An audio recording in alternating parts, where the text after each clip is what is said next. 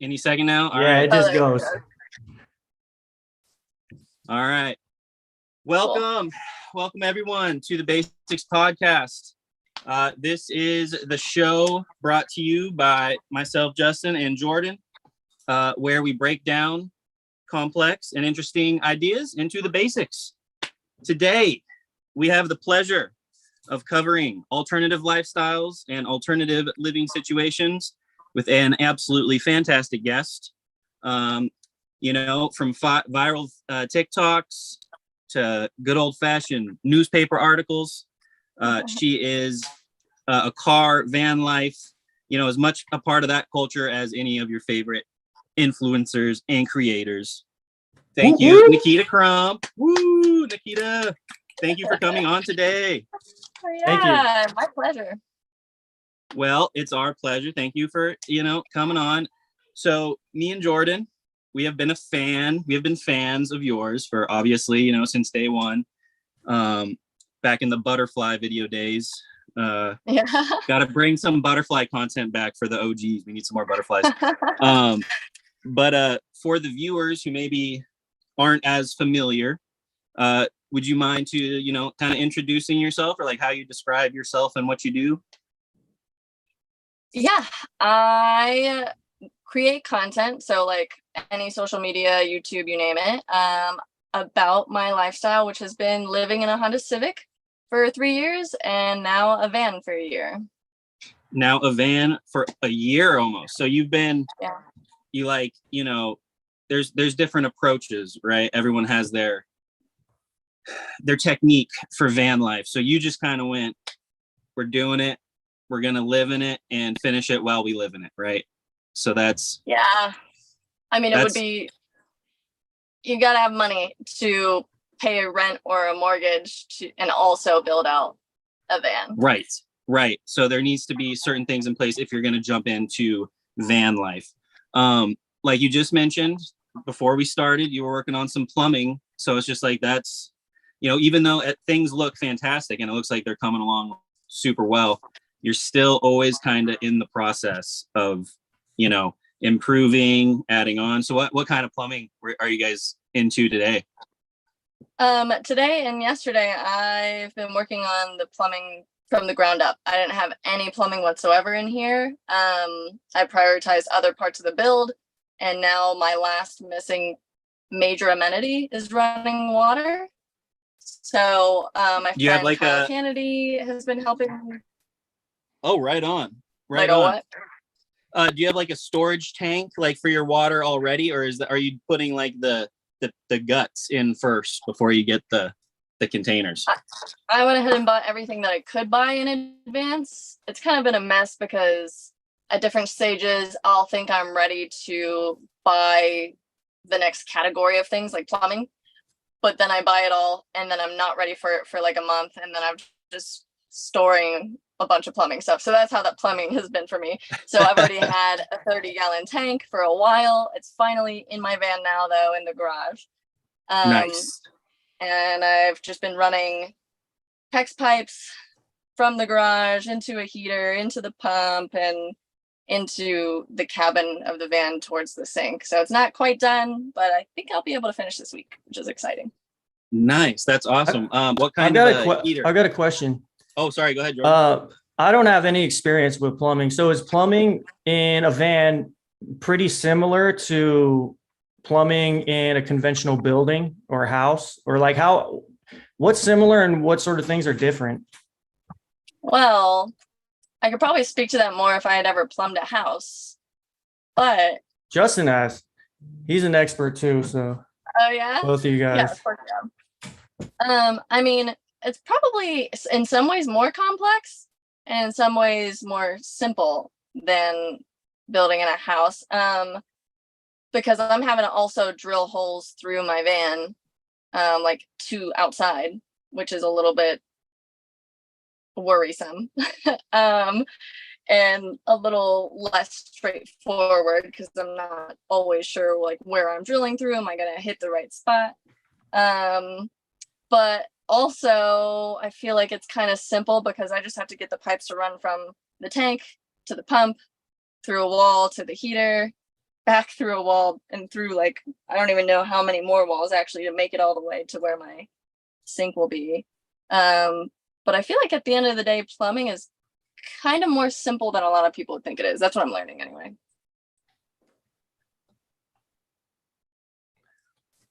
Okay, that's cool. I've never done a single plumbing in my life. I wanted Justin to chime in and like offer his, like, because he used to be a plumber like full time, but Oh, was it? he's not here anymore. I don't know what happened to Yeah, him. I noticed he just disappeared. Well, so Is he gonna try? yeah, Jump back on?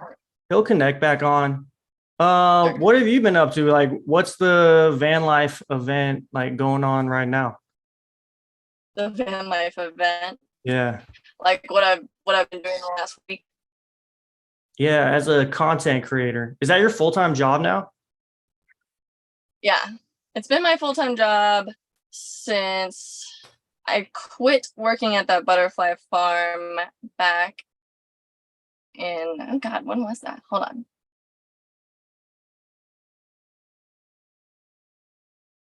I don't know if it's been a year or 2 years since I quit that job. No, it has to be. Oh, it's been 2 years. Yeah, so I finally cut ties with traditional work 2 years ago and leaped into content creation. I should have done that sooner, but I'm glad that I did do that. It's just quitting the butterfly farm was kind of a difficult thing to decide to do. Because that's the best job that I had. Because you loved it, or the security of like having a normal job, somewhat normal job? Like, so I wanted to make sure that content creation was going to be sustainable enough that I could move into it full time and sustain living like this for at least a few years.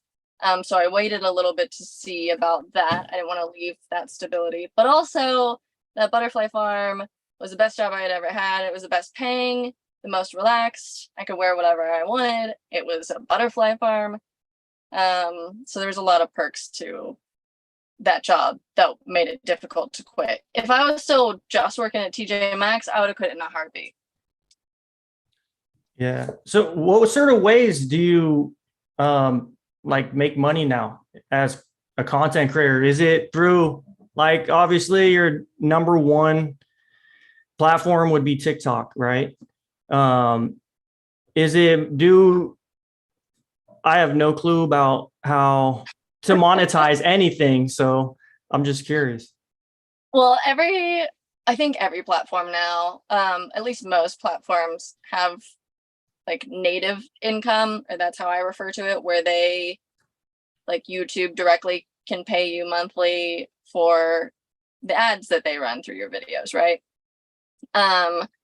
And so I make that off of each platform.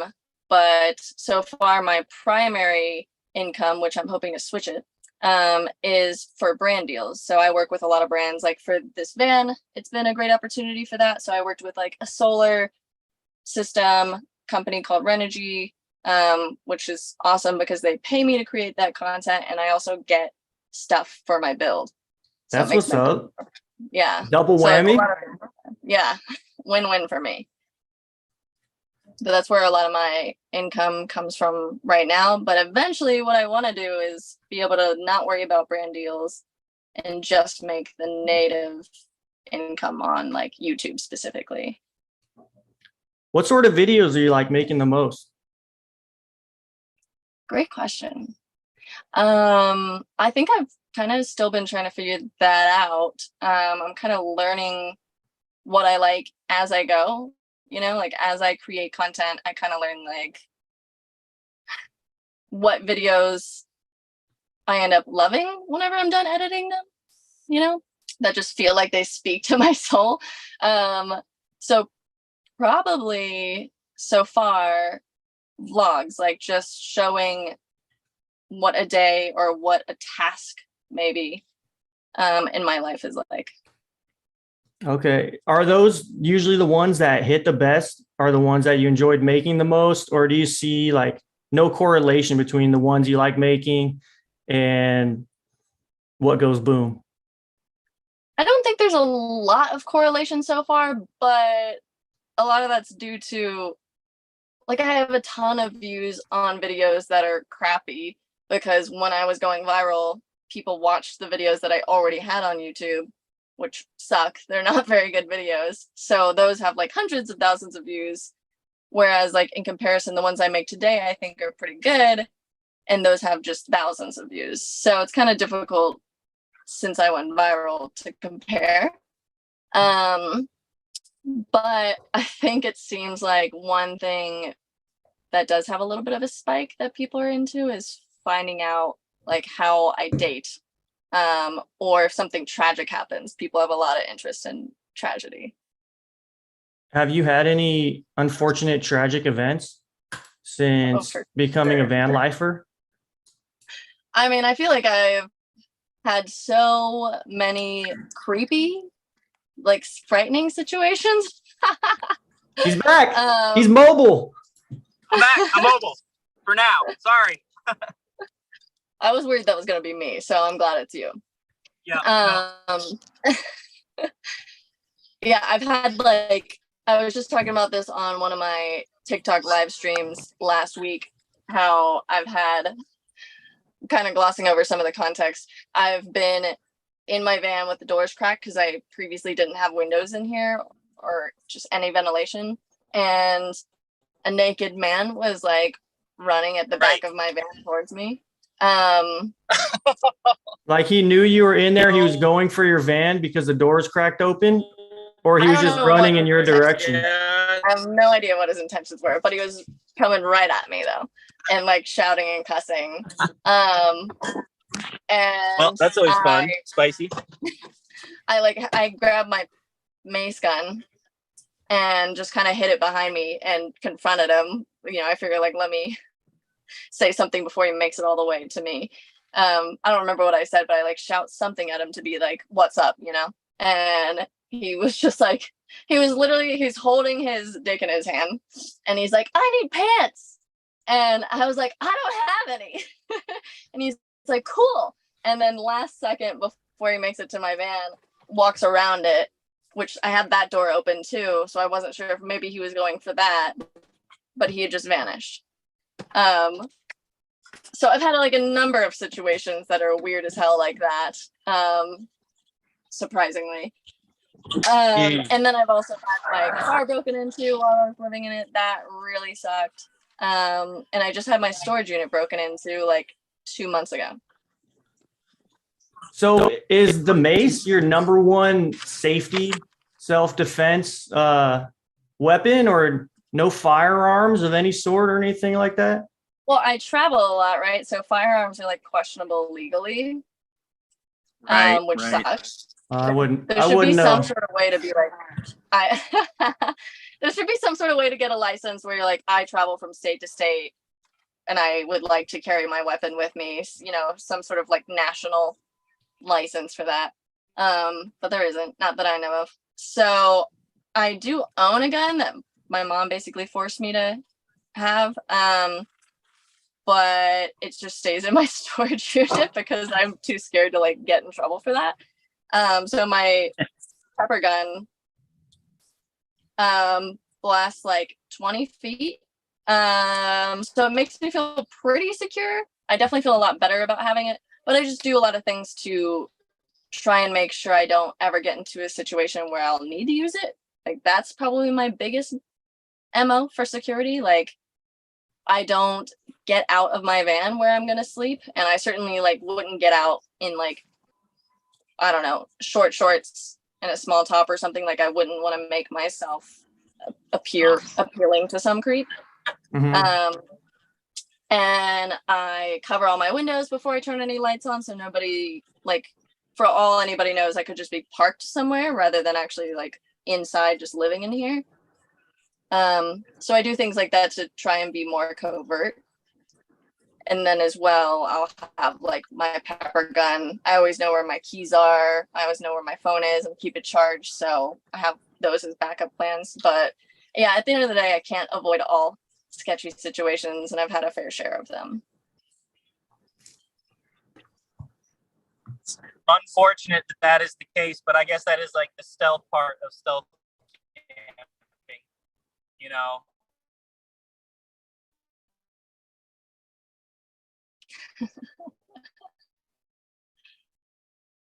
Oh, Justin. All right. Technical difficulties.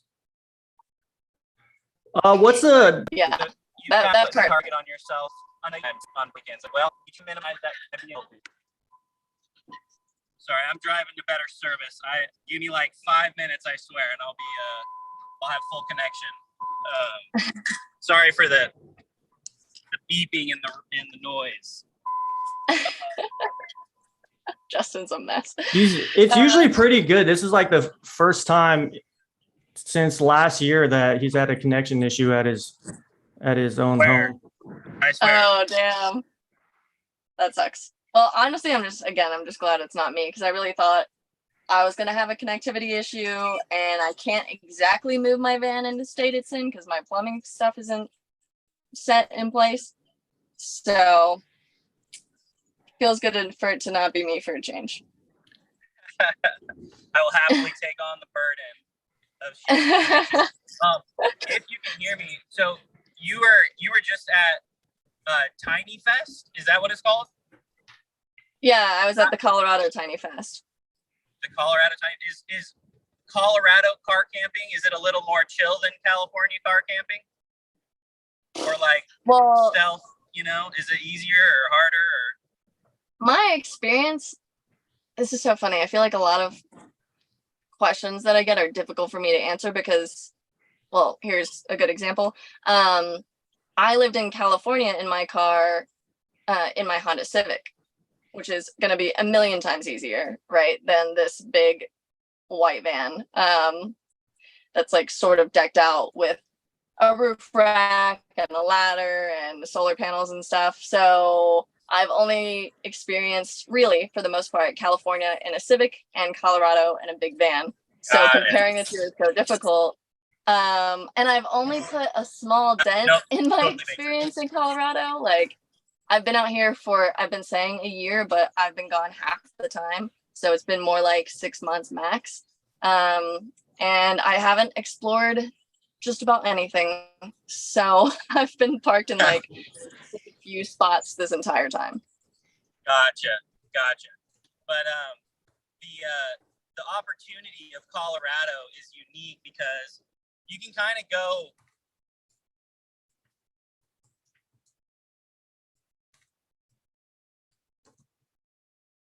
$1,000 miles this way and 1,000 miles that way. It's like you're not just stuck up in one central creeping off. It's like you go south, you're in Texas. You go north, you're up here in Montana. It's like Colorado. Yeah, that's sweet. true. Is it as sweet as people make it out to seem? Like everyone says Colorado's dope. So has it been pretty sweet? My bias is the opposite direction. Like, I think California is where it's at. I think California has much more nature to offer that's stunning and beautiful and accessible. Like, I was living in Sacramento, and I would drive, like, after work, I would go on a beautiful hike. I would drive like 20 minutes to go somewhere awesome.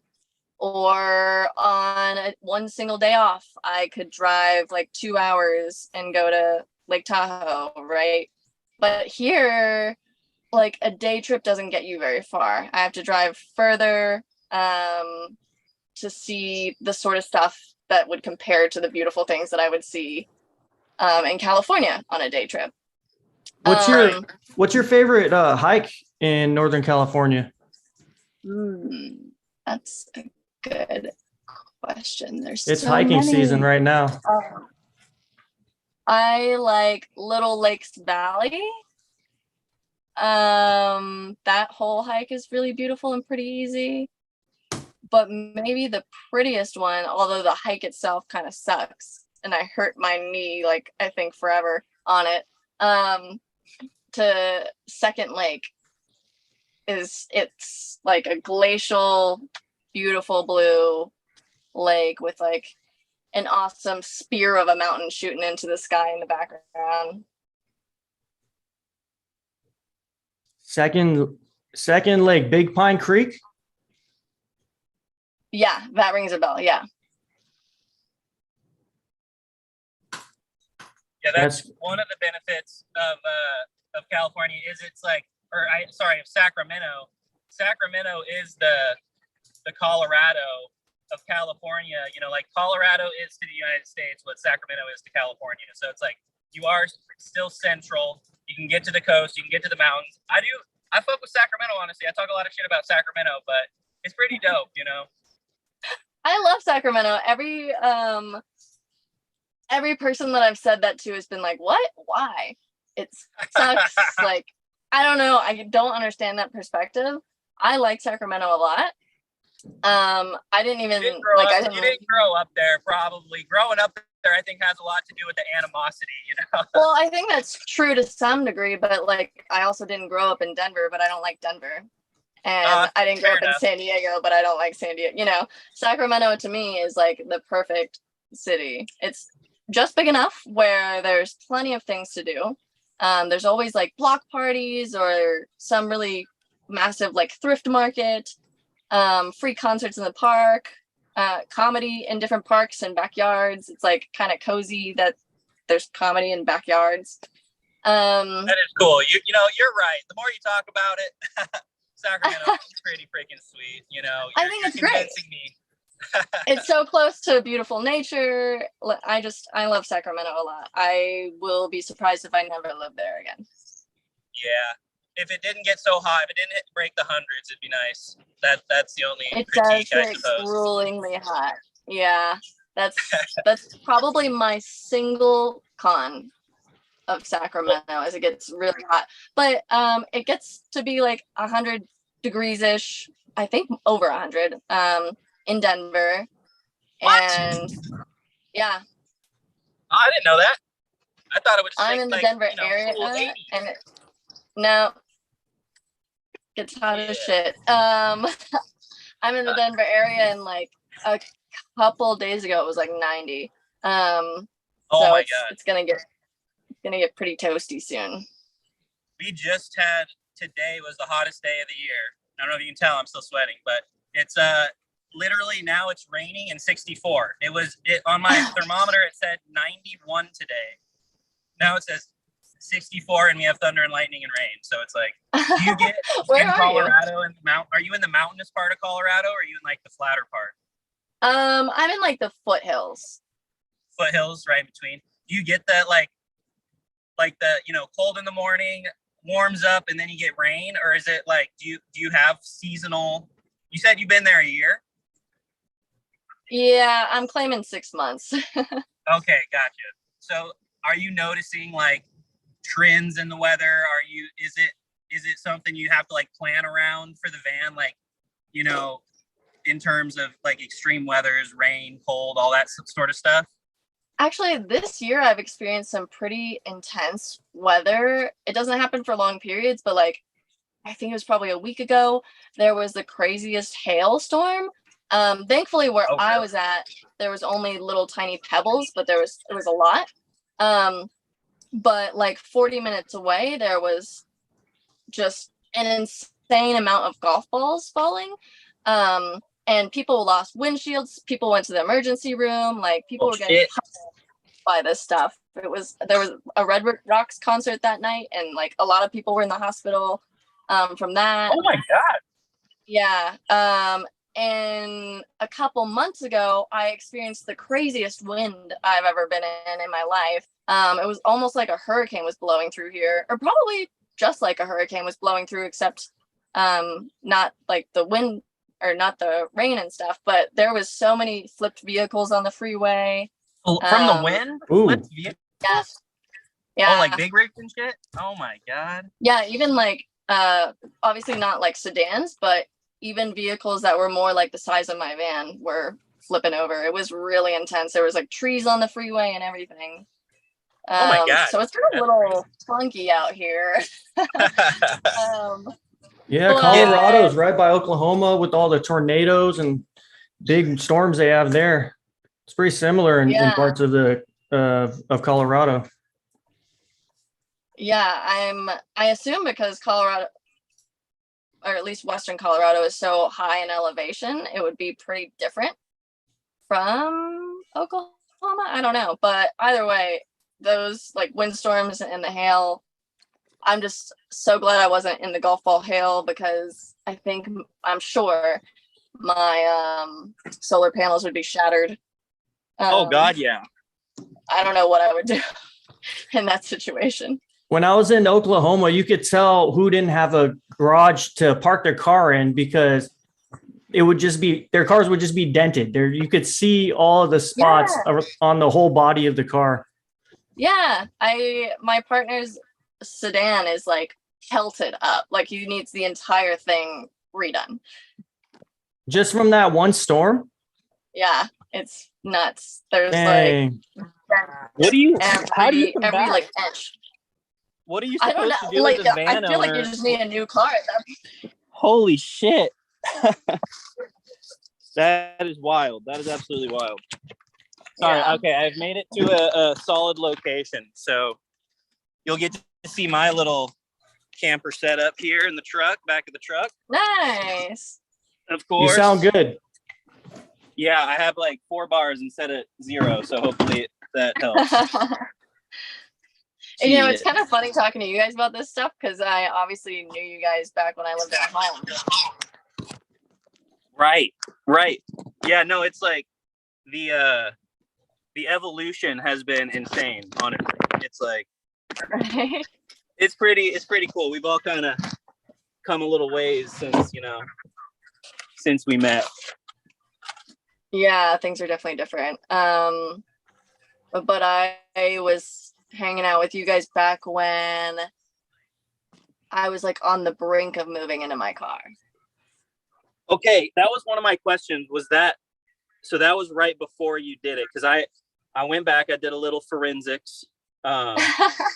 Your first YouTube post, or at least the one what is on your current channel, was November 2019. So it must have been like August, September, October, something like that we met.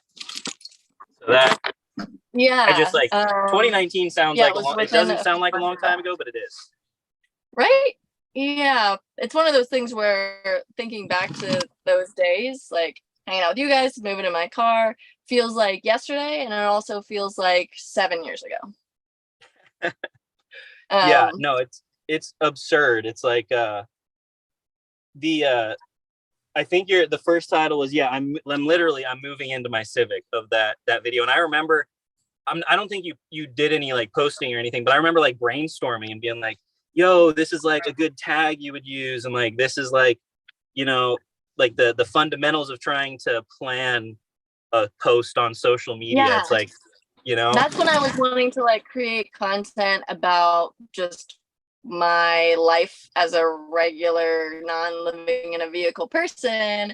Like I wanted to essentially do vlogs of just shit that I like hiking. So my first videos, which I think I took down now, are actually just me hiking. Yeah. I am wearing like my Vibrams in my videos. And then once I was moving into my car, I was like, well, fuck it. I already have a YouTube channel. I'm already kind of dabbling in this. Might as well share this too. I kind of debated that for a minute. I was like, do I want to expose this part of my life? But obviously I didn't do it. Not expecting what happened to happen, but I think that's like a huge key right there, is that like being wary on whether or not you want to like share that fullness. That's like what makes it authentic, is that it like you were unsure and it's like a scary thing to be that vulnerable, and you're like, I guess if I'm going to do it, I'll do it all the way. And I think that's what people kind of like caught on to, you know what I'm saying? Like, that's what people vibe with, is just the authenticity and the like, yeah, just like the true vulnerability. Cause I don't know if it was like something I noticed, or maybe it was just in general, not specifically with you, but it's like the van life, car life, videos on YouTube always kind of got more views when it was like, this is how I go to the bathroom. This is how I do the shower. It's like the vulnerable parts that, are kind of more taboo to talk about. Those are the ones that did well, because that's what people were interested in. It's like, how do they do that? And it's like, so I don't know if that's just me, but I kind of felt like that was a trend early on, at least, was like. Yeah. I think that vulnerability, as well as anytime anybody finds out, like even at Tiny Fest, where people are going to look at tiny living quarters. They know that that's what they're coming to the event to do. And then they see my van and they still have curiosities. I don't know. I guess in my mind, I'm like, you seem like you'd be exposed to this world. You're coming to Tiny Fest, but you still have like the very basic questions, like how to use the bathroom, where do you shower? Like that's always what people ask me. Right. Do you have a shower in your van? No, I decided not to do that. It's kind of like a huge topic of debate amongst people who live in vehicles. Like, is it worth it? You know, losing the space, having to deal with any like leaks or issues. And some people love that they have a shower and they use it every day. Some people build a shower and they're like, I wish I never did this. I never use it just because it's too much of a hassle. I decided to, it's a space. I was like, do I really want to sacrifice that much space for something that I'm going to do for 10 minutes a day? And I ultimately decided that no, 10 minutes wasn't worth such a large amount of space. So I dedicated basically a similar amount of space to a closet instead. But I will do like a not temporary, but more like a makeshift shower. If I'm ever in nature and can't shower for like a week or something, I'm going to want to find a way to wash up. So I'll just be able to like open my back doors, wear a bathing suit, and like hose myself down. That was one of my questions before my service got terrible were you do you have is it an electric water heater that you guys are putting in there, or is it a propane one? Electric, nice. So you're gonna have like maybe a little hot line that goes out to the back or something too, or is that just gonna be okay? Nice. Yeah, how big is the hot water heater? Like how many gallons? 4. Oh, that's not bad. Yeah, a lot of people go with 2. My friend thought 4 was a little ridiculous, but I'm like, I really like hot water. And there's definitely going to be times where I'm going to wash my head in my sink. And I want to do that with hot water. So, of course. Yeah, I went for 4 gallons. And I don't know. I guess I'll see how that goes for me, but I think that should be plenty. That's going to be, honestly, that'll be plenty. I have in the RV that I bought, stupidly worst purchase of my entire life, never buy a trailer RV, but I have a 6 gallon in mine, and that's like a big old thing, you know, and right. 6 gallons it gets the water pretty hot, so you always mix it with a little bit of cold, which makes it last longer, and it's right. Like, you know what I mean? So yeah 6 gallons ends up being enough for like a full-on like 5 or 6 minute shower for me. So if you're, and that's like a full-on shower, you know, if you're just using it kind of like for, you know, whatever to fill in the gaps, dude, 4 gallons is honestly going to be awesome. That's what I like to hear. What do you know, like the brand or anything, or is it DC or is it AC, or do you know? It's the Bosch. You know that brand? Dude, like right a really common one that people use. Yeah. Oh yeah, that's high end. Yeah. It's funny. I wasn't expecting some of this stuff in my van to be as bougie as it is, because money's limited. Like, I'm not trying to be too fancy, but as each step I take and I'm making decisions on like, all right, let me buy the fridge, let me buy the stove. Each time I keep being like, well, let me just suck it up right now and take on the expense and do something nicer. Yep. It's going to end up costing more money in the long run if you do it cheaply. You know, it's honestly cheaper to just invest in the quality thing from the beginning. And it's like, that's where I'm at now. It's like, I have like all of these fridges that I've bought like off Amazon, and it's like, there's been something wrong with like 3 of them that I've bought. And I finally just like coughed up the money, got like a Dometic, you know what I mean? DC. And it's like, holy shit. I should have done this from the beginning. So I think it is definitely tough to like justify it on the front end, but it's like on the back end, it's always better. Yeah, I have to like keep consulting myself pretty deeply as I make these decisions. I'm like, is it worth? Every time I decide like, yeah, just do it. So I end up getting like a fancier fridge than I expected. I ended up getting an AC unit, a Dometic one, which I wasn't originally planning on doing. I have an oven, which I love, by the way. Oh so glad I did that. I saw your TikTok. It's like a full oven. That thing's pretty big. Yeah. It's so cute. Have you been baking? It's 17 inches. Any cakes? Oh, wow. Yeah, I'm dying to like, it's on my to-do list to get cookie dough, just because I'm like, I haven't been able to do a lot of things in the last few years of living in a vehicle. And one of those things is like baking anything. And one of the things that came to my mind is like, I have to bake cookies. It just feels like something I have to do for myself since I haven't been able to do that in 4 years.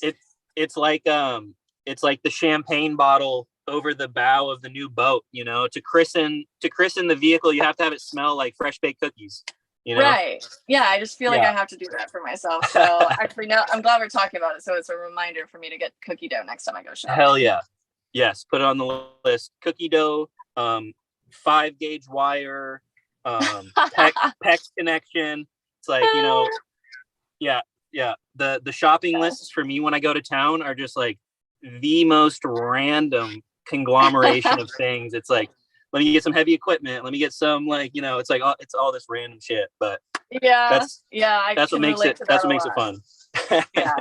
Do you have like easily accessible, like, do you have chain stores around you and stuff? Are you like in civilization? Yeah, I kind of split my time. I like to, if I'm not off on a road trip or like going out for a week to be in nature, like, I don't know, just to disconnect and hike and stuff. Otherwise, I'm in cities. I like to have like my showers accessible, groceries, things like that. So I kind of split up my time, but if I'm not doing anything special, I'm in a city. Right. That's, I mean, the creature comforts, it's nice to have nature all the time, but like I'm finally at the point where let's see. So my first year I went no internet connection. So, you know, fully off grid. Then I finally got internet, finally got solar. And then now I finally have some running water, and then I'll have septic, you know, before long. So it's like, you gotta, you know, you kind of value each new basic amenity as you get it back, you know. Yeah. It's nice. It's so funny to like not have those things and then get them again. One of my latest YouTube videos, I'm talking about some of the things that I've missed and that I'm now appreciating as my van is coming along.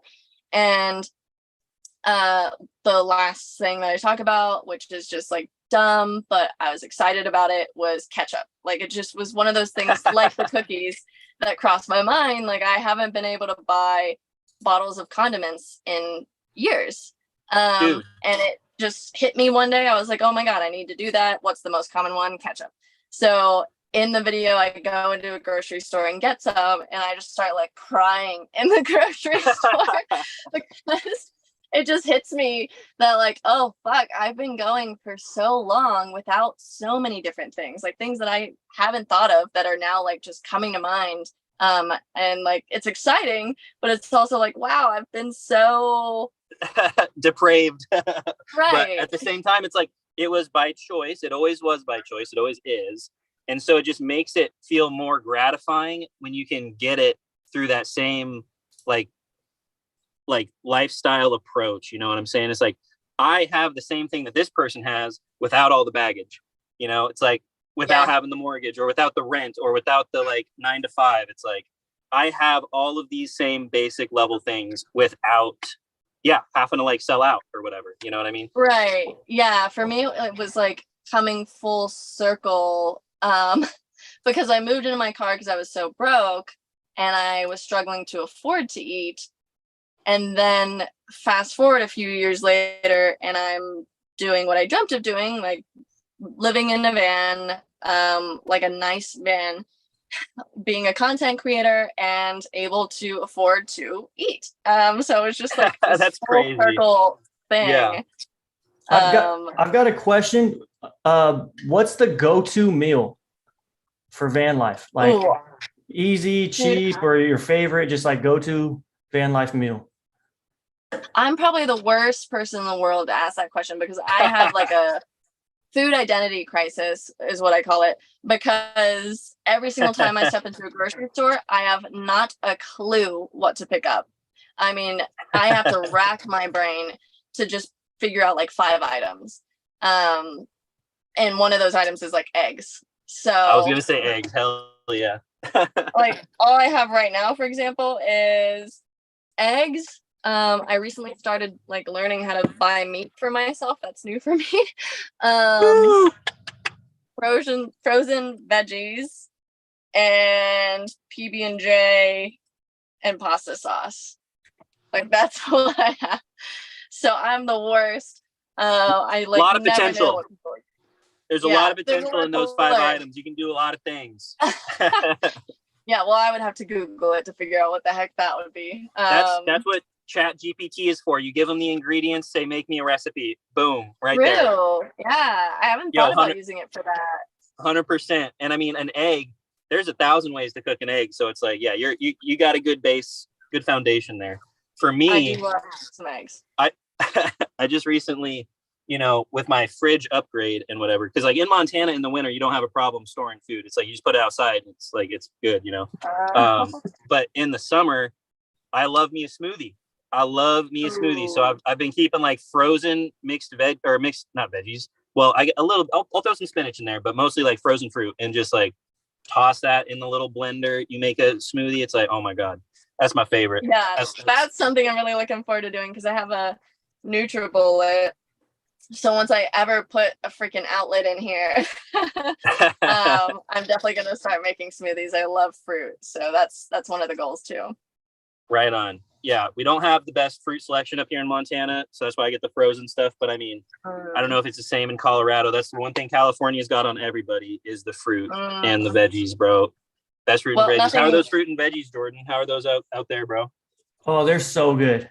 Amazing. My uncle actually works at the Sprouts by me here in Folsom, and he runs the whole produce department. And he started there a few months ago. He used to work at the one in Roseville by the Costco over there by the Galleria. And so since he moved here, this Sprouts has the best produce in like the whole area. All the grocery stores in Folsom, everyone in Roseville, like the produce has been A1. So I've been eating lots of fruit lately. Gotta love it. I'm kind of jealous actually. Are you gonna do a maybe a little like windowsill herb thing in your van? Have you seen those? Damn, that would be really cute. I saw in but I think I would kill them. You gotta try. I mean, no, because since living in a vehicle, back when I was living in my Civic, I tried air plants. I was like, oh, this is something I could maintain even in a car, and I killed them all. Right. Pretty quickly. And then I wanted to give it one more go. So I was back at I got them from that Sacramento farmers market. There's somebody who goes there with air plants all the time, and they're beautiful. Nice. And I was there again after all those had died, and I was like, let me give it one more go. And so I got a few more, killed all those except one, which now lives at my partner's house to try and save it from myself. There you go. There was a survivor. It's not a total loss. It's a underdog story. It's an underdog story. It's compelling. An air plant. I would just definitely kill something that needed roots. What is an air plant? I don't even know what an air plant is. Is that like a succulent? They are just like they're like succulent-esque. They might actually be succulents, but you don't put them in soil or anything. You could just put them in like a glass hanging decorative piece. A lot of people you'll see like kind of like a bulbous glass, and people have like a plant in there, sand and pebbles in it and shit. Or nothing even, like it doesn't need anything, just air and humidity is what it needs. I tried last year. I tried to do a garden and killed everything except for the broccoli, which apparently broccoli is hard to do. So it's like I don't know what happened there, but everything died except broccoli. This year I'm just doing peppers. I'm trying to focus on the important things. I'm trying to get my spicy peppers and my bells to grow this year. Oh, there we go. You got it on screen. There you go. There's the air plants. Yeah, if I look like I'm not paying attention, I'm Mr. Producering over here. Clicking buttons. Thank you, Mr. Producer, for the air plant demonstration. Yeah, dude, hell yeah. Couple of those floating really around, cool. Dude, yeah. Right on. I'm gonna try it again. I'm not giving up. That's it. That's the spirit of a true perseverance there. Gotta love it. I guess for a segue, speaking of perseverance, so we kind of talked about your first video. I'm moving into my Civic, November 3rd, 2019.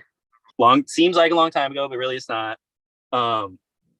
So you went, in the grand scheme of things, like not that long from, I guess, that video to kind of like hitting the proverbial jackpot, right? Like how do you contextualize your like lead up to like hitting that grand slam?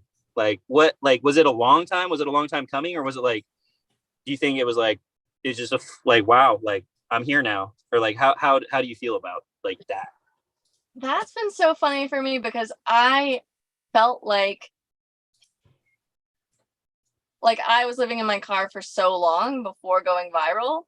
But in hindsight, I realized that wasn't true. It felt like that to me. I guess days felt long whenever I was living kind of more intentionally. Sure. So it felt like forever to me. But it was really 9 months before I ended up going viral, which I absolutely had no expectation of. And though it was like something probably many of people in our age group have dreamt of and like wondered what it's like, including myself, it's just not something that I ever thought would happen to me. So I was creating YouTube videos about like moving into my car, how I was making window covers, and just, I don't even remember what some of those initial videos were, but I was making like one video every 3 months maybe, and really not putting a lot of effort into it. It was just something I wanted to do, one, because I enjoyed it. And two, I figured like, even if a few people watch this and it helps them, like, I love that. Hell yeah. And only a few people were watching those. Yeah. I didn't care. I was still doing it because, again, I liked that, and I valued those few people that would hopefully either get some sort of connection out of it and not feel alone about living in their car, right, or that something would be useful to them, like how to make a window cover. Hell yeah. And then COVID happened, lockdown, everyone's on TikTok. My best friend is like pushing it on me. She's like, just download this app. It's awesome for these reasons. And I keep telling her, no.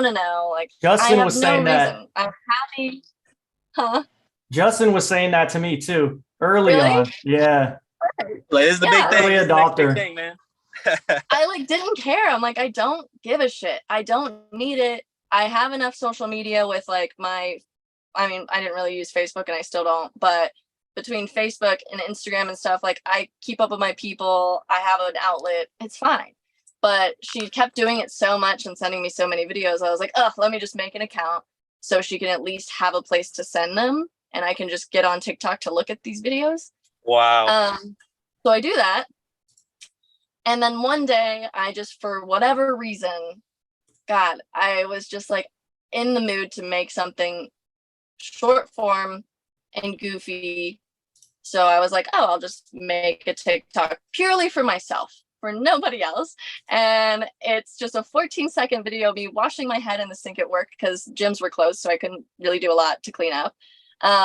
And it's just dumb, and I didn't think anyone was going to watch it. And it got 8 million views. Jeez. How quickly? Yeah, it changed my life. And then the next one got like 20 million, and the next one got 30 million, and it was crazy. And then I was on BBC World News live in the backseat of my Civic, and it's been a freaking whirlwind. And I like reflect back on that a lot because I just was just doing me. I wasn't like trying to do anything. But yeah, and again, in hindsight, 9 months is a short period to be creating content and then going viral. But at the time, I just felt like I had been living in my car for like 2 years. Well, you said it yourself. You said living intentionally, like day by day. Like if you're not living like that before, oh yeah, that's a totally gonna change your perception of everything, including time. Yeah. I feel like kind of like traveling, right? Like anytime I travel, at least, days feel so long. And I think that's because you're having to actively decide what's next with every move. There is no like robotic function. There's no like, oh, you just drive home. It's like, where do I sleep tonight? When am I going to shower? Where am I going Go to to the hang out? bathroom. Right. Yep. So like having to make these decisions throughout the day, every single day, makes the days just long as hell. Your brain is processing just so much more and so differently that, you know, you just, I don't know if you'll get this, but, you know, like on a road trip or whenever you're doing something out of your normal routine, it's just like, that's when you get the epiphany. That's when you get like the thing that's like, you know, my brain is connecting in different ways, is when it gets, you know, stimulated differently. And if your whole lifestyle suddenly changes, then boom, you're getting beat over the head with that every second, every day. So yeah. It just slows everything down. Yeah, it really did that. So it felt like such a long time. Not a long time coming. I wasn't expecting it, but it felt like a long time that I had been doing that before people found out. And like the intention. So it's like, you said that you were like, okay, this is short form content. This is something that is like, so there was some sort of like processing you were doing where it's like, all right, this is different than what I've been doing. Let's try this style. And like, first time you try that style of thing, just freaking nailed it. So that's, I don't know, that's just, it was cool to see. I was going back in my messages and I found one I had sent to Jordan. I was like, dude, Nikita just went viral. Like, she went crazy viral. And it was like a couple days after you'd put that first one. And when I really knew it was like, damn, she went viral, was when it was like, I was seeing things on my Twitter, a totally different, so like platform. And I was seeing things about you who I don't follow on Twitter. But I'm seeing you because I'm kind of in like, you know, the van life, whatever circles, like on all my platforms. And it's like, when I saw it on Twitter, I was like, damn, this is legit. This is real. So what was dealing with the initial like response of, I guess, like the viewers and the public? Like how did you navigate that? Because everyone's going to obviously do it different. Were you like, how did you navigate that? Like all the response, you know? It was so emotional in a variety of ways all at the same time. Initially, really exciting. I was like, oh, what my friend had to teach me what an FYP was. I text her and I'm like, what's a FIP? So I'm like learning that I'm on this page where, you know, people are discovering me. And there was a lot of excitement in making that because my friend kind of like amped it up. She was like, you're on the FYP, like, that's amazing. So I'm like, okay, that's amazing. So there was a lot of excitement. And then it quickly was followed with kind of like frustration and anger, because I would also receive, like anybody who has a lot of views on any video, a lot of hate. So that was really challenging to take on all of the sudden. Like in the video, you learn that I didn't have a home. I don't remember if I say that I lived in my car specifically, but people were like calling me a liar. And it's so weird to have like thousands of people be like, you're a liar, and like point out proof that's that shows that I must have a home. And but it kept kind of like, I was juggling that emotion with the excitement all the time. Constantly processing both things, like the positive and the negative, like coming together. And it was so almost like numbing sometimes. Like some days I would just feel stoked, or like I should say some moments, because it would really come and go. But some moments I would feel so stoked, like BuzzFeed would slip into my DMs. Never thought that would happen. And like Lad Bible and stuff, and BBC, like all these people put in my DMs, and I'm just like, this is insane. This is so cool. While simultaneously feeling like, fuck, more people are going to see this now. And I'm gonna get more hate. Wow. And it's So hard. wait, It's hard sorry to get interrupt real quick, but you had said like you had to have it explained to you that like the For You page was kind of public. And so it's like Yeah. maybe like that was part of like, you know, the I don't know, the negative part of the situation was like you made this little short form thing, like you said, mostly for yourself or the other types of people that you had been catering to before that, like on YouTube and stuff, like to give tips to people and like a generally positive thing. And then the society comes back at you. And then right. like, I didn't even know that could like, happen. I didn't know that, like, I don't know. I think 3 of my friends were following me, and I didn't know that there was a page where if your video was like going well enough, it would hit that algorithm, get on that page, and then tons of people would see it. Like, I didn't know that existed. I don't even know if that's really on another platform like that. I don't think it, I mean, the YouTube maybe, but like but you still have to have like some sort of an existing following to even get on that algorithm. You can't just be like a guy with 0 subs, 0 subscribers and get front page YouTube, you know, it's like, so, but yeah, it is crazy. Like you said, even pandemic, like beginning of pandemic, like people have extra time. People are getting onto TikTok, and it's like, it was kind of like a perfect storm almost. Yeah.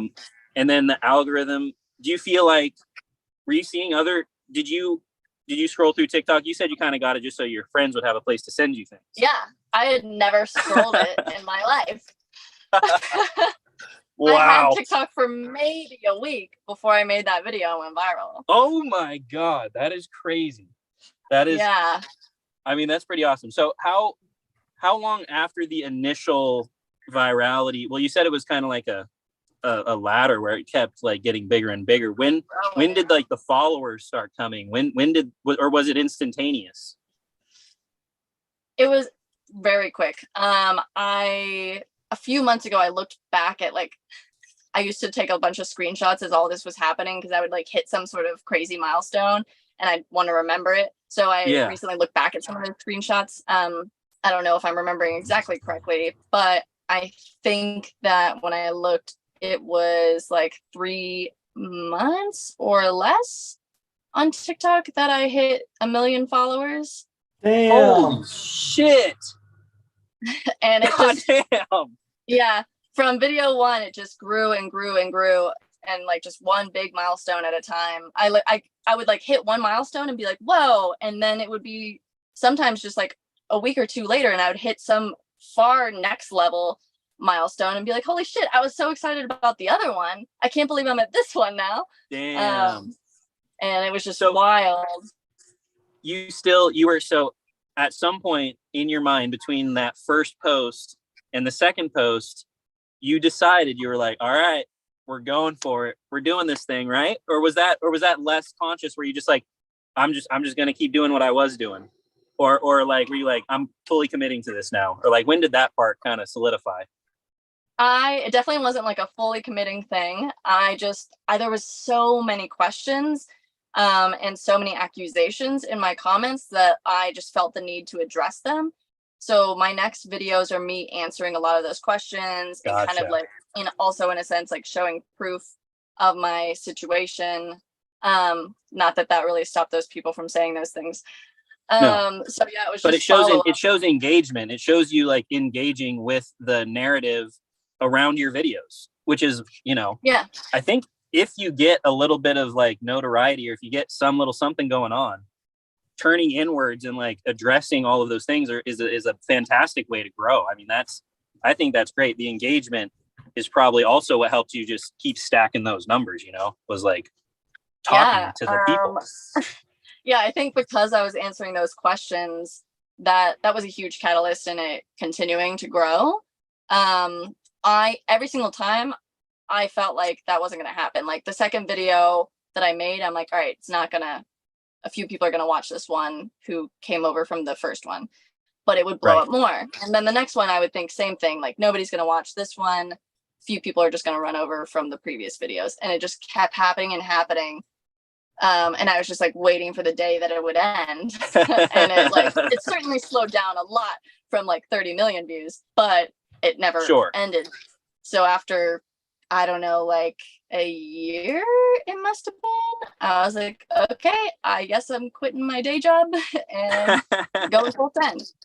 So a year. So, I mean, and you could even say what you were saying about like slowing down about the whole van life, alternative living as a whole. It's like people got super infatuated with it. And now it's like, you know, as things go back to normal, the hype has kind of died down, which I'm more thankful for, honestly. But it's like that's kind of just like the natural course of things, you know, is to slow down. But that's what matters, is you were able to take that and, you know, capitalize on it, and you were able to make something usable, like you said, where you're able to quit your job, which is a great segue into my next question, which is, so at what point did your like was Jackery like your first big sponsorship or partnership, or like when did that happen, and like how does that fall in with like the Patreon, and like what was the timeline on that?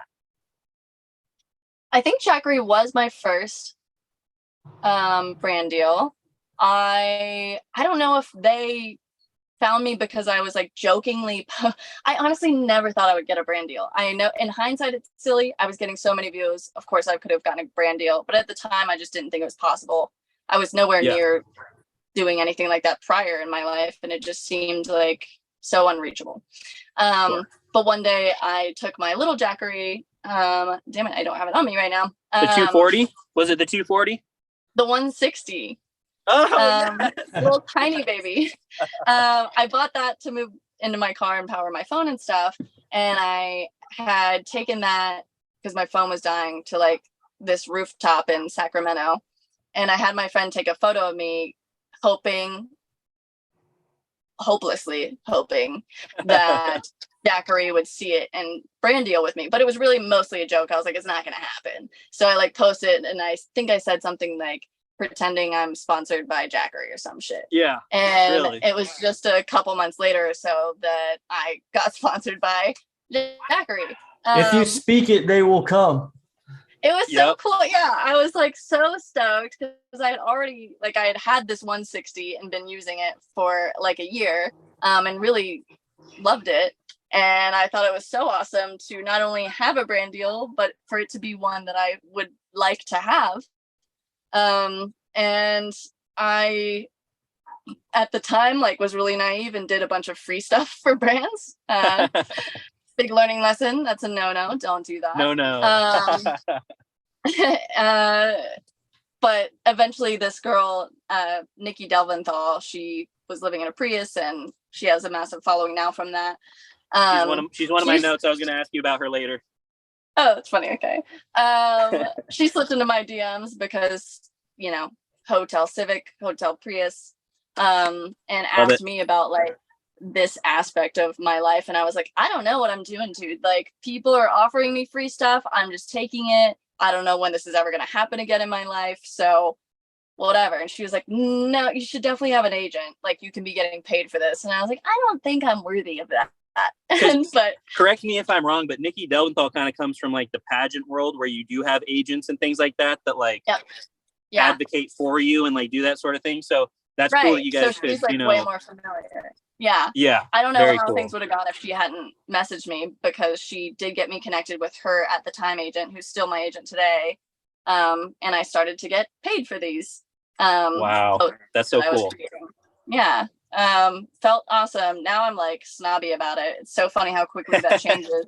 Initially I was taking free shit, like I said, right? And then I started getting paid, and now people will offer me some amount and I'm like, fuck no. Like, well, also it's like you said, like the reason you were so stoked on Jackery was because that's something that you actually use, and like you would probably recommend that to other people. So now that you're at the point where you don't have to, you know, just shell out for whoever's going to pay you. It's like, yeah, I think my filter is going to be if I actually like the product, which is a great place to be. I mean, that's the ultimate. You get to keep your integrity and make money. It's like, woo. You know? Right. Yeah. And get things that I would like to have, you know, like the solar system. That's awesome.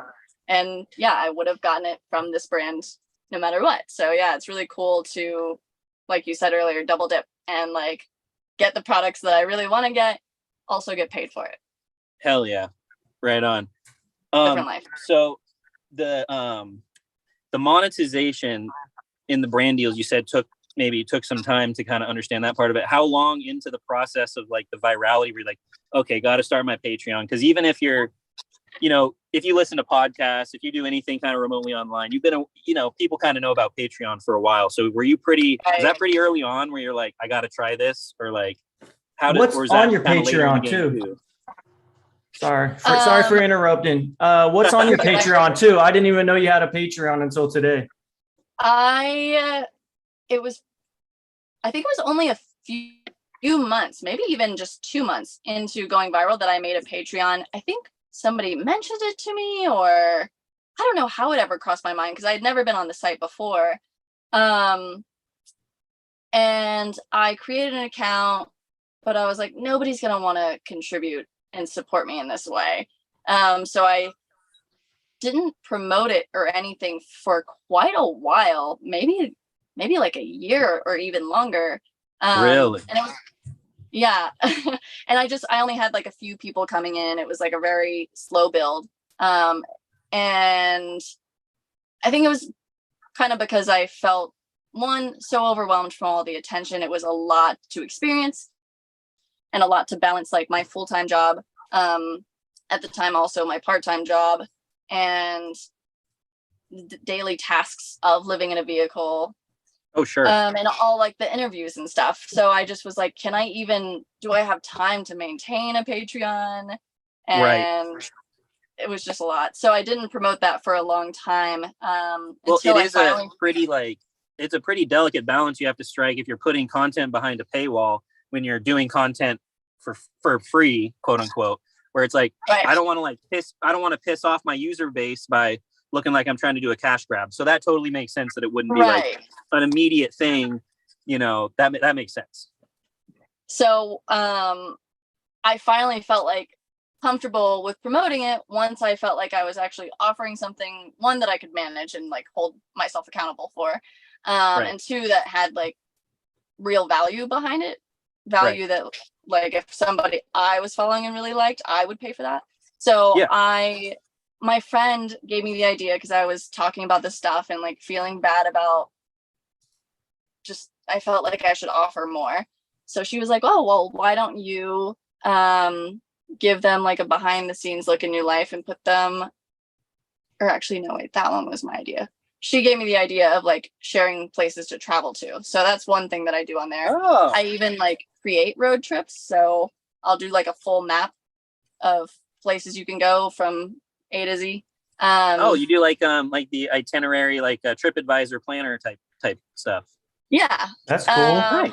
Or I'll just like share a specific spot, like one hiking trail that I like a lot or something, or a hot spring. And then I also had the idea to add people from a certain tier up on my close friend story on Instagram. And that seems to be a nice hit. So I just post so casually there. It's like win-win because I think that's really fun for them.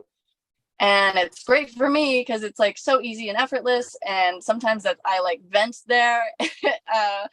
Sure. And that's what people are there for, It's like they subscribe to the content. And it's like, yeah, that's what that is. And if you can find like an applicable category to put that in, it's like, dude, that's what it's all about. That's the dream. So yeah, that to me is like the most awesome benefit, at least in my experience so far on Patreon. People like it.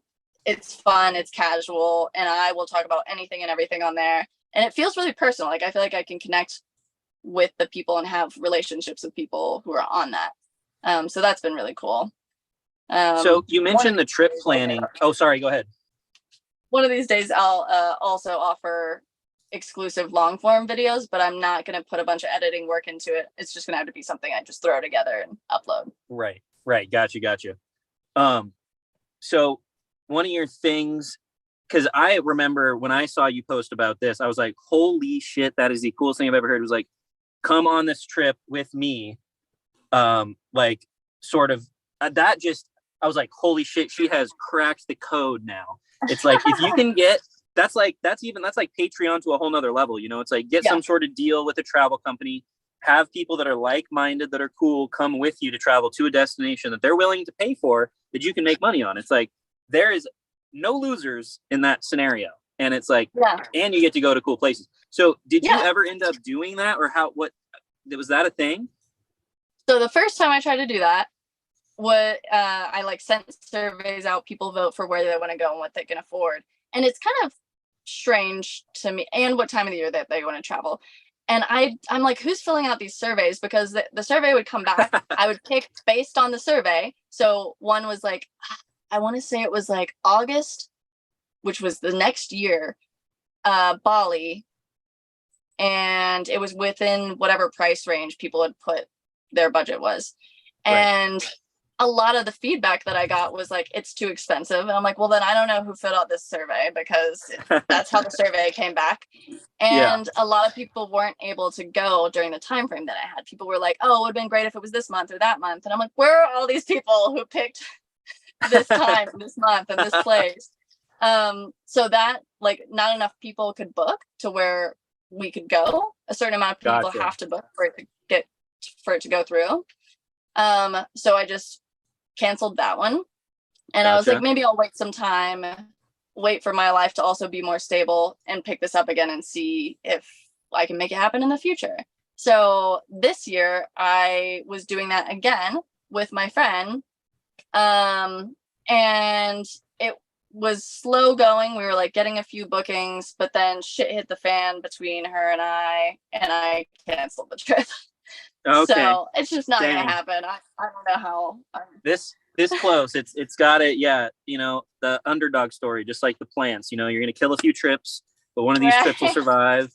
And I really want to do this. I feel like it's so fun. Like, not even for the sake of the money. Like, I could set the price to a certain degree. I can't make it $0. I can't make it like $100 or anything. But within a range, I can set it. And I set it as low as I can go, because I'm not trying to like make big profits off of it. I just want to go on this awesome trip with people.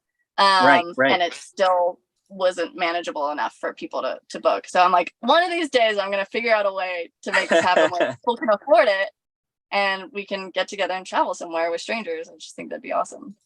That's the next egg to crack. You're on the case. You're, I'll figure it out. Very cool. Very cool.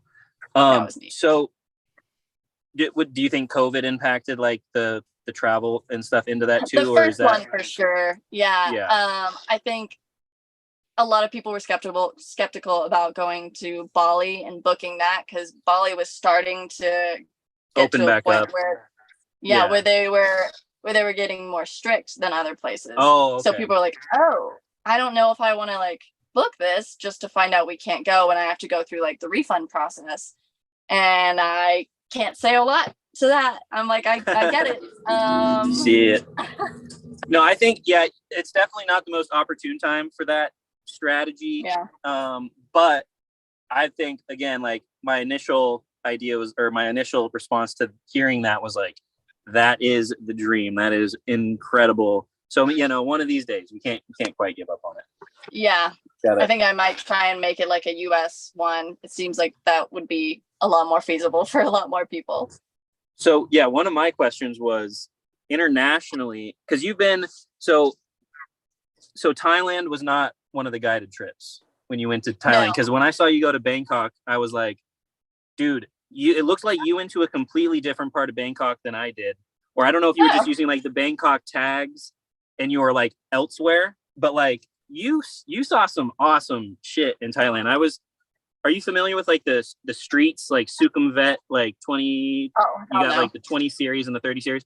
Because I was down kind of in the more red light. Like, well, thank you. Red light. Let's say that. Yeah. I was going to say business district, but sure. But no. Were you in the city like the whole time, or did you go out into Thailand? So I went to Thailand. I had like round trip tickets for a month, and I didn't have any plans at all. I ended up meeting somebody from Hinge my like second day there, and him and I just backpacked all over the country together. So we hung around in Bangkok for like maybe 5 days, and then hit the road, actually we flew up to Chiang Mai and hung around that area for a few days. It's a little bit of a blur now. Well, that makes a lot more sense, because I was like, yeah, the Chiang Mai, that is where I wanted to go when I was there, but I never made it out there. So that looked absolutely beautiful. But I heard really good things about Chiang Rai. That's like supposed to be the place. Is it? Okay. Yeah, it's up near Next Chiang time, Mai. I'll have to put it on the trip next time. But when you do these, like, because then you also went to, Costa Rica, Colombia, are these, well, first of all, you're able to find a place to park your van or your car or whatever you're doing when you go on these trips, obviously? Yeah, it's right? been like different strategies each time. What have I done? I Can't park it at the airport, otherwise they're going to repo you when you get out, because it'll be $1 million parking ticket. But so there's got to be something. It's so expensive to do that stuff. There is a website that has cheaper places. I think it's called like Cheap Parking or Cheapo Parking. Okay. Something like that. Pro tip. I think maybe I've used that once, but otherwise I've just happened to be in a situation where somebody hears that I'm traveling and they're like, do you need a place to park your car? You can park it at my place. And I'm like, oh, thanks. Yeah, that'd be amazing. So I've parked my Civic before at somebody's house in LA, in Denver, also in Sacramento. I've just like left my vehicle in front of friends' houses. That's worked out for me lately. Right on. Hell yeah. So speaking of, I guess, international travel, so one of the people that I watch that inspired me to travel was Steffi Lee, who I am under the impression that you have met and you have talked to this amazing person. Is she as cool in person as she is online? For sure, yeah. I think I had seen one video of hers really briefly pop up on my, like, I don't know, equivalent of For You page years and years ago. Right. And I might have watched like literally a single minute of the video, and it was back about her CF condition. Totally. It didn't have anything to do with her. Gotcha. And then she had messaged me one day and was like, you seem so cool. I want to be friends. My friend and I were talking about you and we want to hang out. And I was like, oh, hell yeah. And so we followed each other and finally met up in Oregon last year. So I didn't know a whole lot about her, but people said she was really sweet. And I was just going off of like how she looks. And I was like, sweet doesn't seem like it fits. Not that I thought she would be mean, but that sweet, I even said this to her. But that sweet seems like, I don't know, you meet some people who are sweet and like those aren't exactly the people I hang out with, you know? Right. But having met her now and hung out with her, I'm like, all right, she is pretty sweet. Like I don't know what it would take to upset her. She is like so personable and would be friends with like anybody. That's like because like what you're saying, like the appearance and the personality don't necessarily line up like what you would think for conventional, like, you know, stuff like that. But yeah, because she was like, you know, like, dreads and edgy. Yeah. That doesn't seem like sweet, right? Yeah. Right. But when I saw her traveling like Bali and Southeast Asia in like 2018 or 17, like back when she was doing that stuff, I was like, and watched the videos and realized, like, you know, she's down to earth, she's cool, she's chill. It's like if someone of that nature can just go travel the world and pretty much, I mean, looks to all appearances, and you know, you don't see everything obviously behind the scenes, and you're probably the first person to know that, but it's like, seems like she's having a fantastic time and no problems. So it's like, if she can do that, I can do that. And it's like, yeah, that's another thing that you're probably doing for people a lot is like, Nikita, this, like, you know, you don't look like a rugged van lifer, you know, someone that has a, you know, gristled, you know, but you're making other people think, oh, she can do this, I can do this. And it's like, yeah, that kind of stuff is really compelling and makes you want to watch people, you know? Yeah, that's what I always tell people too. Like at Tiny Fest, people are like, talking to their family members outside of my van, looking at my van, and they're like, do you think I could do this? And I always pop out and I'm like, you can. Like, if I can do this, Yes. anybody can do it. Like, you can learn anything you set your mind to. So I'm always just like, you can absolutely, anytime somebody comes to me, like, I'm thinking about it, I'm not sure if it's possible for me because I'm just not sure that like I can physically do these things. I don't have knowledge about plumbing or whatever. My attitude is always like, absolutely, you can. Right.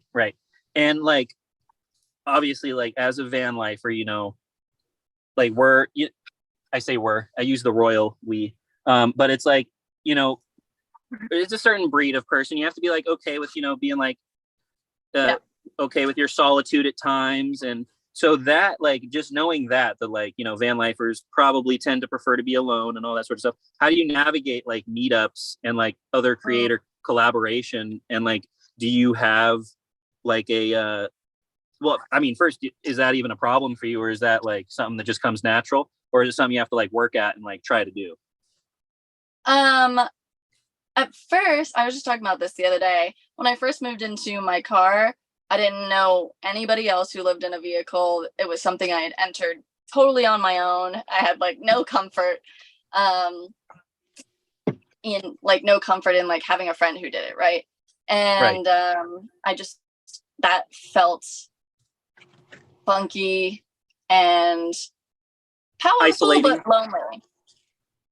And once I finally did, probably I didn't meet somebody in this community until a year later. I met my friend, well, my ex-friend, I guess, Billy, who lived in her car and went viral on TikTok because of it. So like we had a lot in common. And we both together delved into the community of vehicle dwellers, and that changed everything for me. Like, knowing other people who live the way I do just changes how you feel about it every day, like in ways that you don't really consciously think of or would ever think would happen. Sure. Gives you a level of like gratification to know that like, yeah, you're not alone. That's awesome. Right. Yeah, it's kind of like if you have an unusual illness or OCD or whatever it is, and you find somebody else who has that, like you can connect about that. So it provided that confide. For me. Yeah, right. Totally. And like also made me feel kind of freed from feeling strange about it, like a fucking weirdo.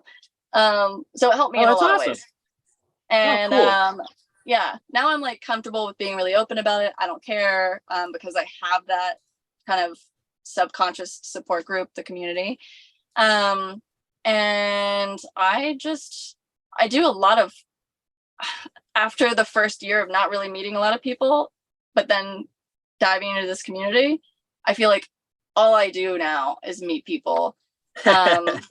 So there's like an endless supply of people to meet in this community. I also do like a lot of hiking and stuff, so I meet a lot of people in that type of community too. So there's just so many, and I also like getting people together a lot. So I form my own little meetups. It's pretty great. And everyone is inherently mobile, so they can come hang out. So that's freaking sweet. Yeah. A lot of people in this community work as content creators, so they have all the freedom in the world.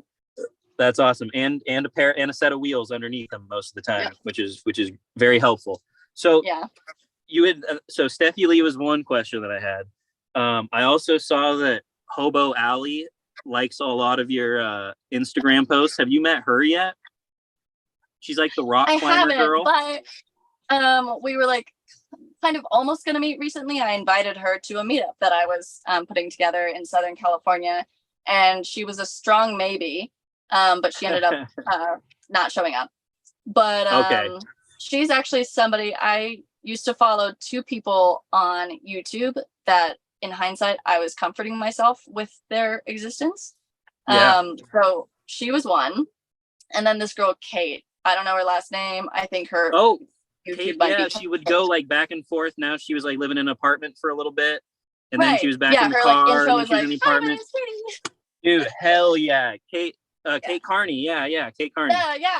I would follow the two of them and watch their videos. At the time, I didn't realize, but it was definitely to comfort myself in living in my car. Same. Really? Yeah, that's so funny. Oh yeah.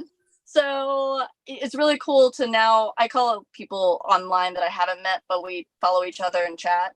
Internet friends. So I consider her an internet friend now. I'm sure we'll meet sometime soon. That is awesome. And then Nikki Delventhal was my last question, but you already talked about her. So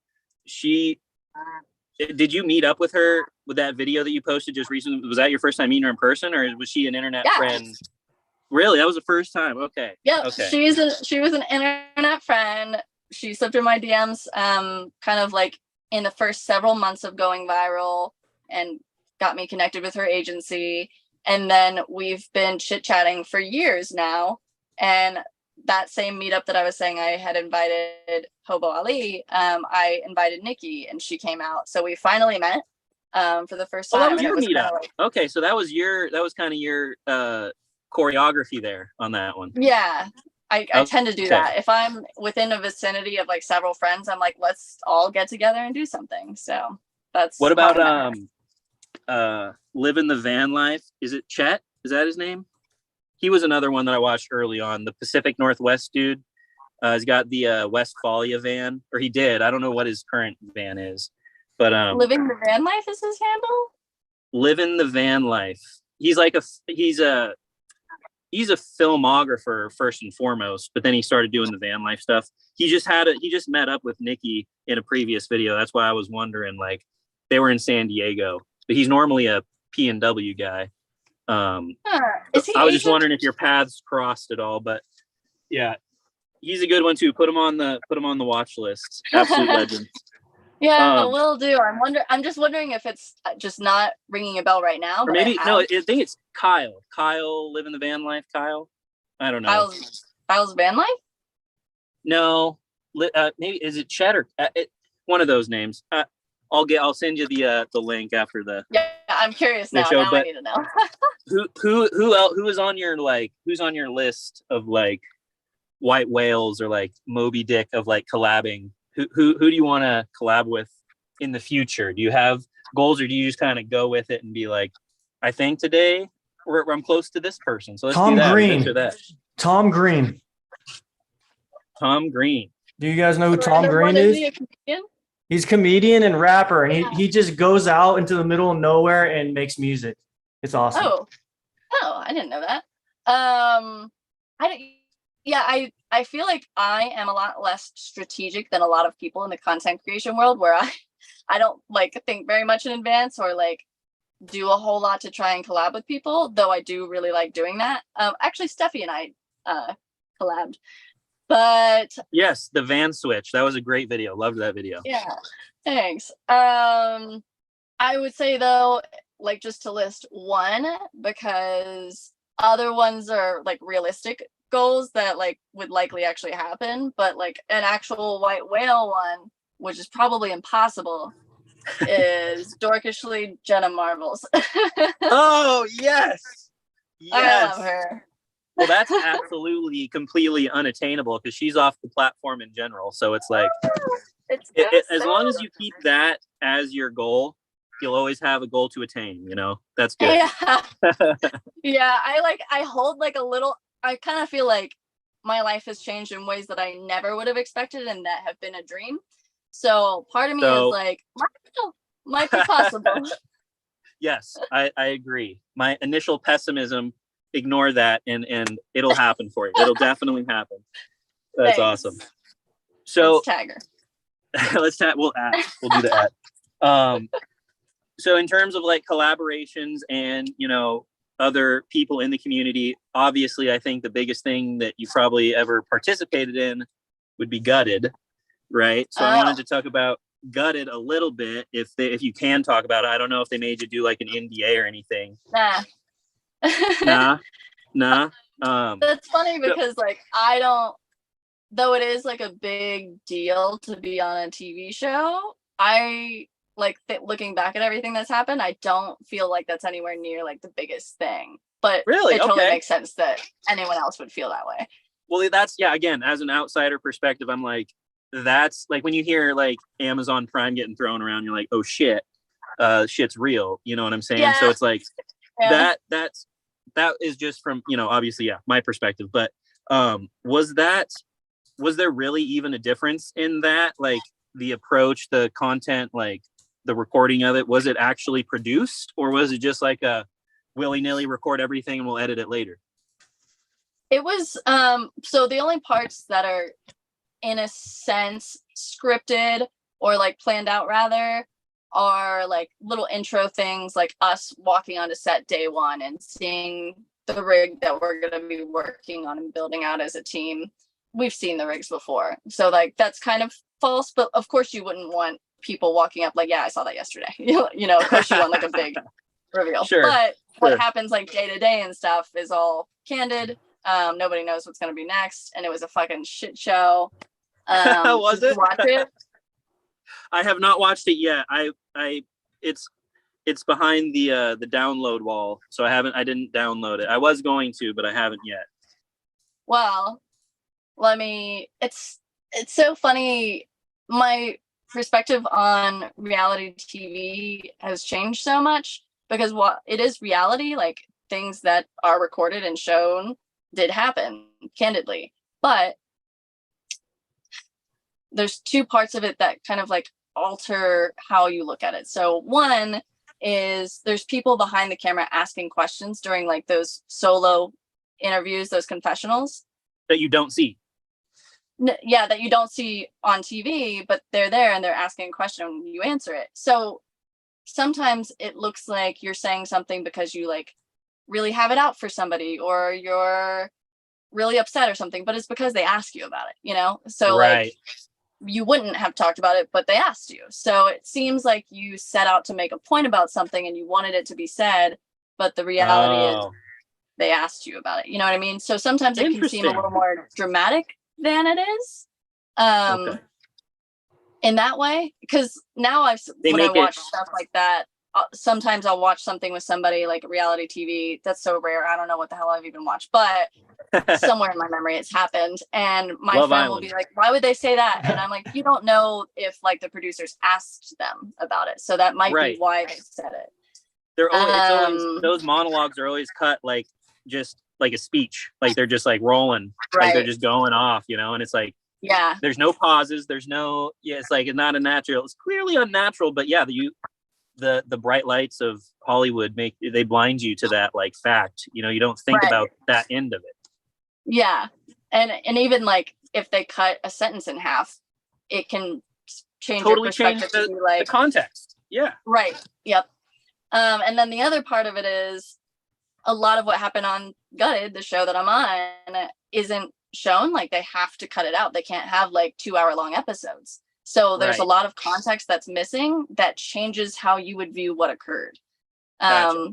So like I'm a lot of drama on the show for reasons like as a viewer, you would just be like, this chick sucks. But if you were with me in real life 24/7 through the experience, you would actually understand what occurred, Right. Gotcha. Okay. So did you know that going into it, that you were giving up that much creative like narrative and that much control of like, did they make you aware of that? Like, hey, we're going to be cutting this. Like, did they make, I knew that like things would be cut. Like not everything that is filmed can make it into the show, period. So I certainly knew that. I wasn't expecting to be a part of so much drama. So certainly I wasn't expecting to like be so affected by the context getting cut out. So just a question about the show in general, because I haven't seen it. And I think like shit, like a bunch of people that I watched were on season 1, like Kara and Nate and like Eamon and Beck and like all of these other like van life. I think they were on season 1, or maybe not, but a bunch of people that I watched. So I'm curious, is it a van like renovation show first and then drama second, or is it drama first, renovation second? Like there's not really, they don't set out to have drama, but it seems like it's been inevitable on each season so far. Gotcha. Okay. Gotcha.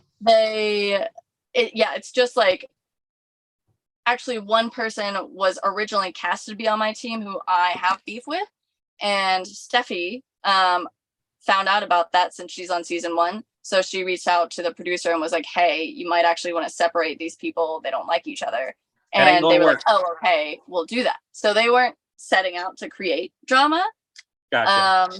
They wanted to have like a feel good, and that's what they would express to us too anyway, is that they wanted it to be like this camaraderie and to see the challenges of building out a rig in such a short time with a few strangers, and that's it. But drama occurs. Drama occurs. People are drama, you know, so. Yeah. The nature of things. Well, that's it. That's, you know, it's the variety is the spice of life, you know, and a little bit of drama goes a long way to spice things up. So, right. Yeah, I guess that's kind of to be expected when you're putting, what is it, like 7 strangers together to complete a kind of strenuous, stressful task. Like something's going to happen. I think so, at least. Yeah, that's. Yeah. It sucks to be a part of at least what happens on my team, the drama, and for that context that I'm referring to be missing so that you look shitty. Right.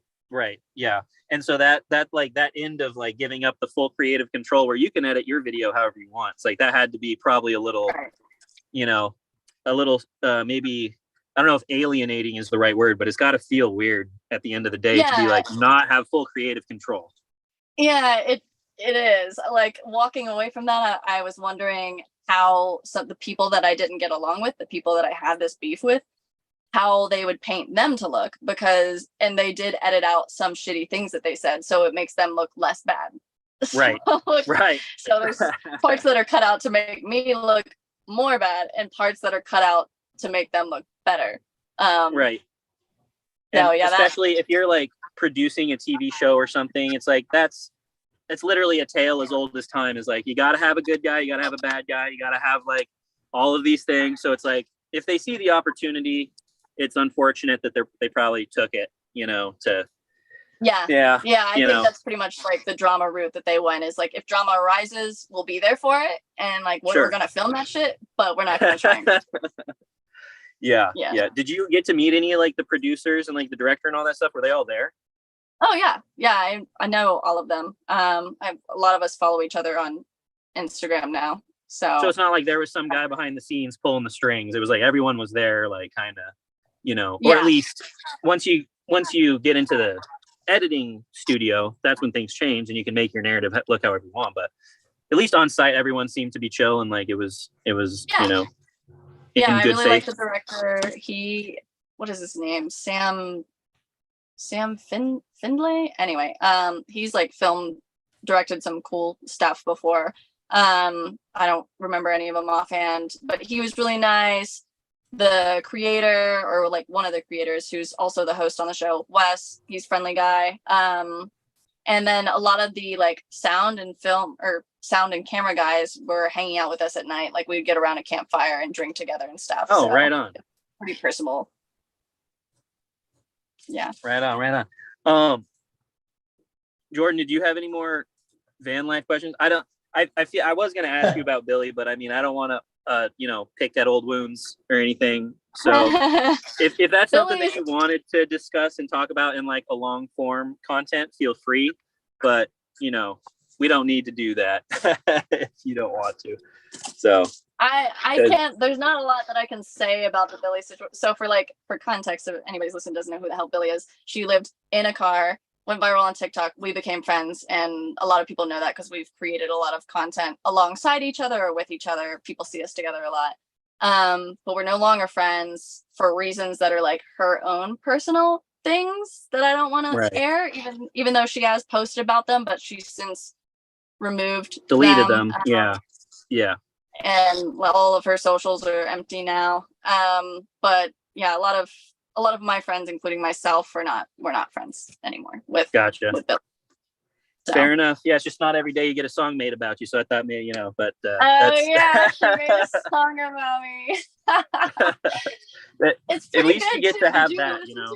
At the end of the day, you have the song, right? So yeah, honestly, like At first, when I saw that song, she posted a song on Instagram about me. I was just like, wow, she really went to that length. And it's like horseshit, like it's all false. Right. But then later that same day, I was going to that same meetup that I keep referencing. And so I show all of my friends there that, and we all play it on a speaker and like dance to it. I'm like, you know what? Yeah, this is kind of great. You said, So, I think you said at some point, you're like, it's kind of a bop, so I'm okay with it. It is. So it's like, yeah. Did you Right hear on. it? I did hear it. She's a skilled pianist, Yeah, however you say it. She is. Yeah. She is. And I'm flattered. Yes. Shoot. So what's the, for van life, at least you're just continuing to build out and, kind of run with the success. It seems like you're doing all the meetup now, the Tiny Fest. Is that kind of the trend? Is that where you're going? Is just doing like the meetups and stuff now, like that sort of thing? The only real interest I have in meetups is forming my own casual, wholesome ones where you can actually connect with people. I don't like going to like the big stuff like Descend on Bend where there's like thousands of people and it's just so bustling that you can't talk to any of them. It's kind of counterintuitive to van life in general, having those big meetups, it's like, so yeah, I feel you. All the gyms are crowded as fuck. Everybody takes the parking spot. So I do have a lot of interest in getting people together on a much smaller, more personable scale. I enjoy that a lot. I've always really enjoyed that. I'm just going to kind of continue seeing where this takes me, continue building out my van, and soon getting cozy and comfortable where I can actually kick back and breathe, crochet a beanie, Yes, exactly. Like just relax like a normal person. Well, and, you had mentioned in one of your like previous videos, you had talked about like having to switch back when you're in the building mode, like in a small space, switching from relaxation to work, and how like I'm not going to say it's toxic, but it is really hard to do and really tough on your mental to try to like relax in the same space that you're working, Yeah, I had been struggling with that, like compartmentalizing life, pretty much since I moved into a vehicle, but I didn't like take the time to unpack that and put words to it and describe what that is until like a month or so ago when I was talking about it with a friend who also lives in a van, and we were able to like speak to that. And I'm like, oh shit, yeah, that makes so much sense. That's what I've been feeling and struggling with, is because the same thing I use to commute to run my errands is the same thing that I shit in and work in and build in and have fun with friends in. And it's like the same small space. So like I'll pull up to, I don't know, let's just say like go get groceries. And I realize I'm like half naked and I have shoes on because I haven't left this space, I'm still in my house, but I'm also at the store. How is this possible? Yeah, it's just like a little bit of a mind fuck sometimes. And yeah, it's difficult to switch from like, okay, this seat is a place that I like kind of multitask, cooking, eat, hang out with friends and play cards. And now it's where I'm going to work. Now I need to like edit for 9 hours straight. It's so easy to just pick up the fun stuff again. Yeah, no, I totally feel you. And like when I heard you say that, it, like you said, it's like I've been feeling this for so long. Like as you saw, my place is like still unfinished on the inside, and I'm super ADHD, and I'm taking on all these new projects all the time. Like I got a mobile home, I got a boat, I've got I've got the truck and the Prius still, and it's like there's all these things, and you have to kind of just become okay with like the fluidity of it. There's really no way around it. You can't compartmentalize it. Like you want to have your fun here and your work here. It's like you really can't. So it's like I don't know how long in human history people have been having to contend with this dichotomy. It's got to be relatively new. But yeah, we're breaking down barriers. We're figuring this out. So when you said that, I was like, damn, I feel that for sure. So that's good stuff. Yeah, nice. Gordon, do you that's have another any more? one that's nice to have people to relate to about it. Exactly. I do got a question. Do you ever get recognized in public? Yeah, actually way more often than I ever thought I would. Probably just in the last like week and a half, I've had several people recognize me. And it'll happen in like different ways. It's so fun. I love it. I've had like, I've either had people recognize me and then DM me later, and I happen to catch their DM in my requests where they're like, I think I just walked by you, and I will remember walking by that person fitting that description. And actually one of those times I was like, come hang out. So this guy joined me and Steffi hanging out. And then I've had times where just recently I ran into a guy at an expo I was at in Utah like 2 weeks ago. I like walk in, check in. I'm trying to see where I'm supposed to go. And as I'm looking around, this guy just walks up to me and he's like, holy shit, Nikita CRUMP? And I was like, yeah. And he was like, will you sign my, we had like little badges like this. We're like wearing these, and he's like, will you sign this? And he just gives me a pen. Right. And Cool. took a photo with me. Like one other funny way that I'll get recognized is people will think they know me in person. So this just happened last weekend. This girl was like, I go to this clothing swap this girl's having in town. So a bunch of people bring their clothes and we all just like take everybody's clothes. And this girl's coming up to me like she knows me. And I'm like, I know what this is. She recognizes me. But she's like, I know you from somewhere. And she's so convinced that it's in person that I scrapped the idea that it could be social media. And we're trying to figure it out. I'm like, I don't know. I don't really go anywhere. Where do you go? And we're like running through these places. And I'm like, nope. Until finally I'm kind of like, I circle back to social media. I'm like, I think it's probably social media, which kind of sounds pretentious. And she's like, I don't think so. She's convinced, but she's like, let me look up your socials. So she does.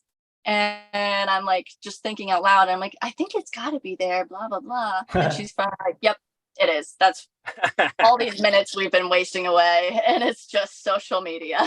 It's just social media. But I mean, it's the modern day movie star. It really is. It's like, that's even more, because you're more accessible than the movie star. So it's a more like genuine connection, you know?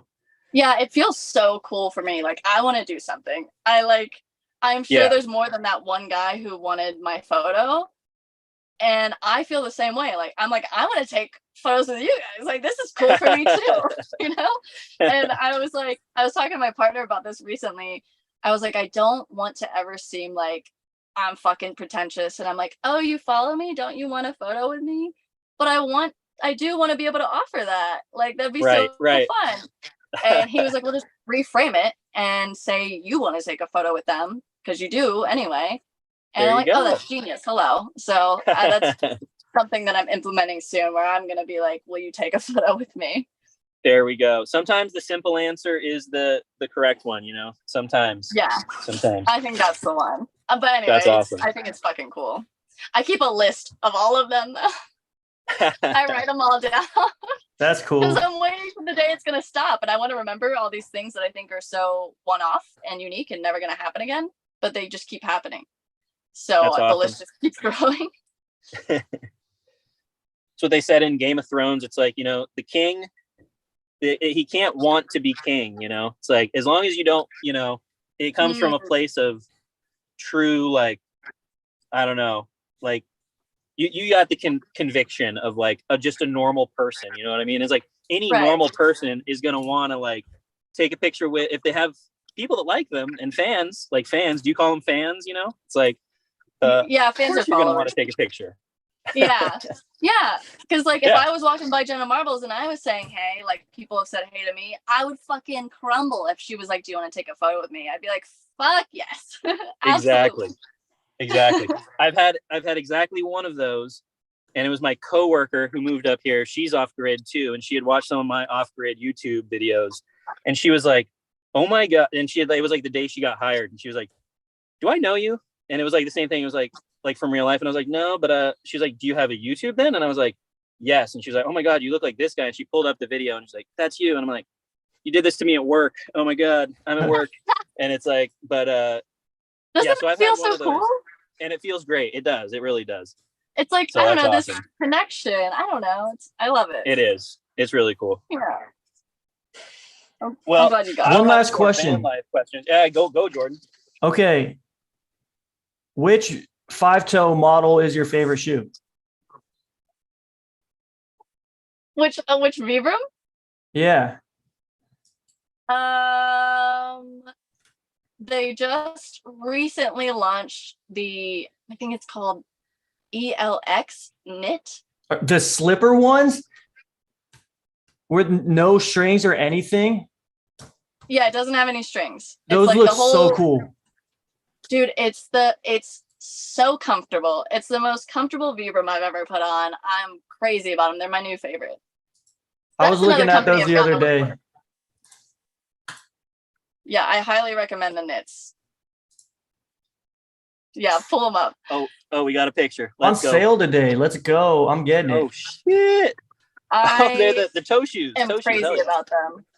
I have so I've partnered up with them. So they just sent me last week a like referral affiliate link thing. Oh shit! Yeah. Can we get that? Sponsor us too. Right on. Dude. They're really friendly people, and they're all about their feet strength and training and shit. They're so into what they do. Right on. Oh, I think this discount is from you. This 15%. It's got your name right here when I clicked on the link. Look at that. You got the discount link right there, bro. Is it 15%? Is that your affiliate discount? Yeah, this is really funny. I haven't seen this before. Yeah, that's me. Well, wow. Did you click the link off of mine? Go to the link. I was clicking through in the chat. I posted your links to all your socials and stuff, and I probably clicked on it. It was in your link tree. Cool. So I was posting on that for everyone. Those things are awesome. You have to get them. And let me know if you do, because I want to know how you feel on them. I fucking love them. They're my favorite.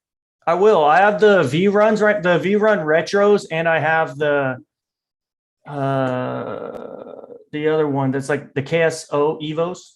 Oh, I've never had either one of those. Somehow. I've had literally about 20 or more pairs of Vibram 5 fingers, but I've never had those two. My favorite type of shoe. Wow. They're so awesome. You got to get the knits. I'm about to use this discount code today.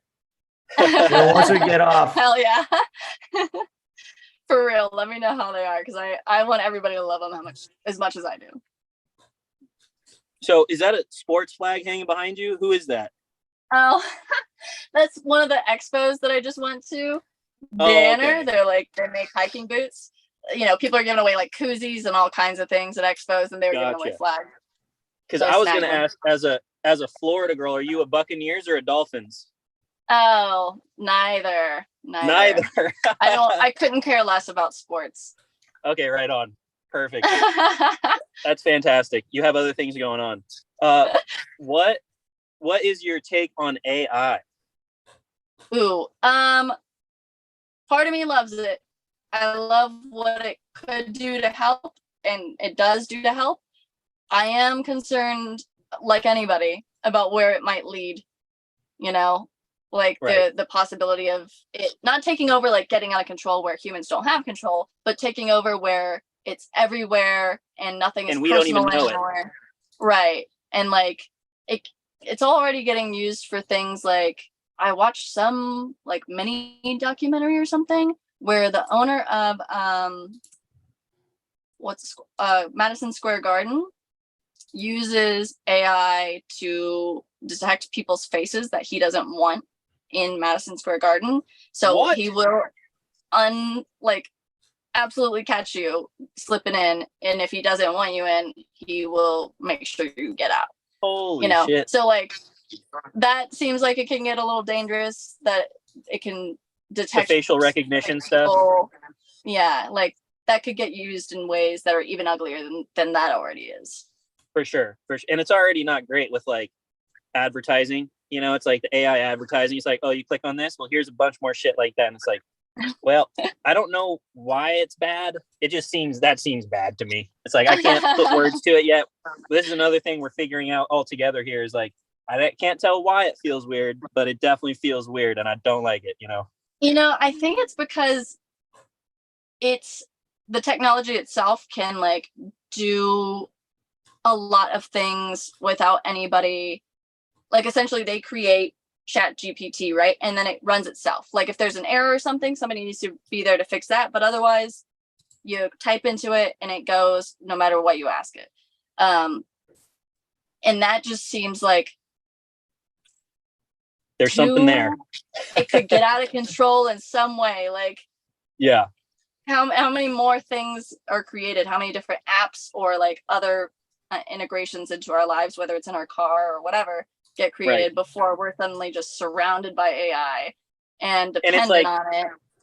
Thinking for us, you know? Yeah. Yeah. Like computers in our pockets have already changed so much about our lives. Totally. That's another level. But we can like take that out and like set it down and like not look at it, right? But it's like at some point that'll not be the case anymore, maybe. And it's like we won't be able to put the phone down or whatever, the laptop down. Yeah. Soon it could be our walls or inside of everything we use, our car. And it could just be everywhere. It kind of already is, and that's what's scary about it. Yeah. Yeah. Yeah. What about do you have any like personal or maybe even firsthand stories from other people? Do you have any paranormal or extraterrestrial good question. encounters or stories? So that's actually a funny timing. At that expo that I went to, I met this girl who I had never heard of before. We're in very different worlds of content creation.